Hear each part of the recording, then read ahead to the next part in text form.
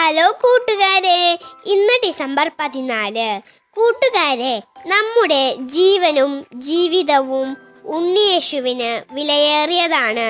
അതുകൊണ്ട് നമ്മുടെ ജീവനെയും ജീവിതത്തെയും നമുക്ക് വിലമതിക്കാം. അത് ഉണ്ണിയേശുയ്ക്ക് സന്തോഷം നൽകും.